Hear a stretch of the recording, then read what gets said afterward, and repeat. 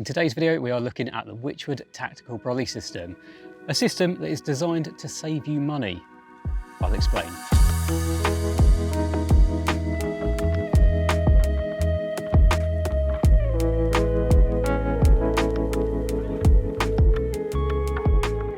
So first things first, what do you actually get for your money? I'm being completely honest, you only get the essentials, but that's not a bad thing because you literally pay for what you want. So opening this up, obviously you've got the brolly itself, you've then got your stash of pegs, you've got a couple internal pockets which you'll come on to later. In this one, you've got your two 24-inch storm poles, and then in this one, you've got your main pole, which is for the setup. Again, we'll come on to that in a bit. And then you've got a little tension bar that will run the length of the brolly. And that's it. But that is a good thing because you don't get everything unnecessary that some of you might not want. Ground sheets aren't included, fronts aren't included, mozzie meshes, things like that aren't included. Like I say, that's a good thing because you can add all of those at a later date. Again, we'll come on to that in a little bit. But overall, I think it's really good that you just get what you need to get you going, and then you can personalise it to how you want to.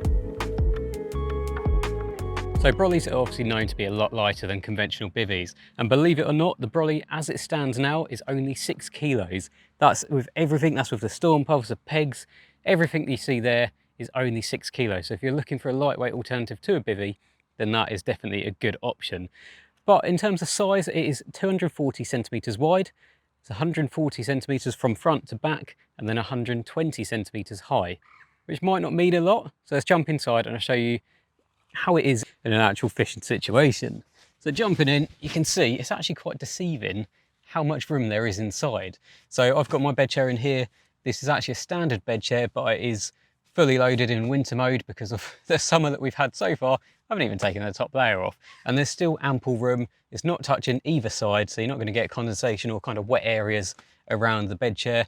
I've got my carry-all at the front here, got all my brew kit at the side here, and that's it. There's more than enough room, but interestingly, there's actually loads of space behind, and there's basically an extended skirt at the back of this brolly, and that means that you can put things on there without it getting wet if you're not using a ground sheet. We'll come on to ground sheets in a little bit, but to give you some sort of guide of size, my carry-all actually fits down there quite nicely. There's more than enough room there, so you can keep things of that sort of size behind the bed, and then it frees up obviously room at the front as well. So if you prefer just a bit more space, a bit less clutter, there is loads of room for storage at the back of the bed chair as well. And the actual block of the brolly isn't too big, it's not too in the way. So far, because of where the bed chair is, I haven't actually been hitting my head on it, which is a big problem with a lot of brollies. So because it's not like a flat back design and your bed chair's slightly forwards, then you don't get this getting in the way at all. So yeah, in an actual fishing situation, there is more than enough room in here, and I'd easily do a couple of nights in something this sort of size with no issues whatsoever. In terms of the setup of this brolly, simply a case of using the mechanism, clicking it into place, putting the rear pegs in. You've then got a tension bar that runs along the top here, storm poles, and you're good to go. Simple as that. Now, rear vents are a bit of a necessity these days, but there's still countless brollies out there that don't have any vents whatsoever. Luckily, this one does, and it's quite a decent sized rear vent as well. So there's literally a zip that runs straight down the middle of the brolly, and then you just unzip that, and then you can peg both sides back in place nice and neatly. But the material that you used for the vent is actually of a really good quality. It feels quite thick, quite hard wearing, and it's quite nice that it's in black as well because it ties in with all the little pegs and other black features that are found throughout the brolly. But talking of material, we move on to the actual material of the brolly itself, and this is made from Wychwood's 5000mm hydrostatic head ripstop material. So more than enough, it's going to keep you dry, but it's also really hard wearing. So usually something like a 5000mm hydrostatic head material you'll find it's a lot lighter weight and it feels a bit flimsy. But because this is ripstop, it does actually feel nice and tough. So even though it is on the lower side of that rating, it's still going to be hard wearing, which is a great balance between performance, price, and the lightweight nature of it. That's what helps to keep this such a lightweight package. Moving on to some of the other features, I've already mentioned the extended skirt on the inside. That's a really nice little edge that does make a big difference, especially if you're like me, you don't like using ground sheets, but just having that little bit of extra protection for your luggage or whatever it is you want to put on it really does make a difference when it comes to the wetter sessions. Another nice thing included are the internal pockets. Again, there's so many bivvies and brollies out there that are still being developed that don't come with pockets, and they are so helpful when it comes to somewhere for your receiver, somewhere for your phone, your keys, your wallet.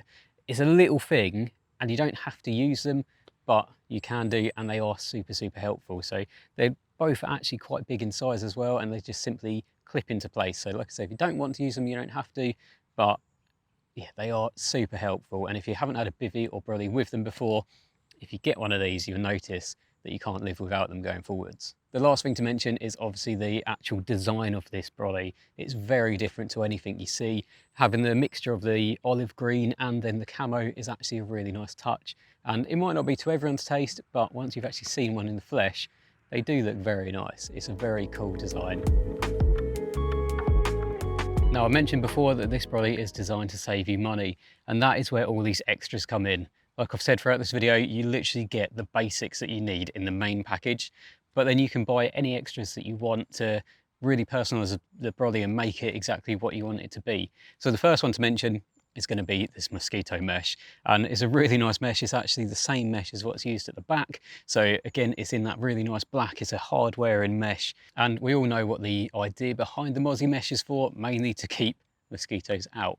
But if you are wanting this more as a summer shelter and you just want in airflow, then with the rear vent and then using this on the front, it's not only going to keep the mozzies out, but it's going to give you that nice airflow as well. So it's a really nice design. It can be used as a letterbox style as well, and it's got an oversized front door as well. So even if you want just the sides down for during the days and then you want to zip it right down at night, it gives you loads of different options. There's multiple pegging points, so again, it depends where you've got your brolly set up, and you can really tension it how you want to. Now, there is also a ground sheet available, so if you are more of a ground sheet sort of person and you like a bit of comfort in your brolly, then you can get hold of one of them. It's made from a hardware in PVC, so none of this horrible flimsy tent-like material that quite often gets chucked into a brolly, just so you've got that option.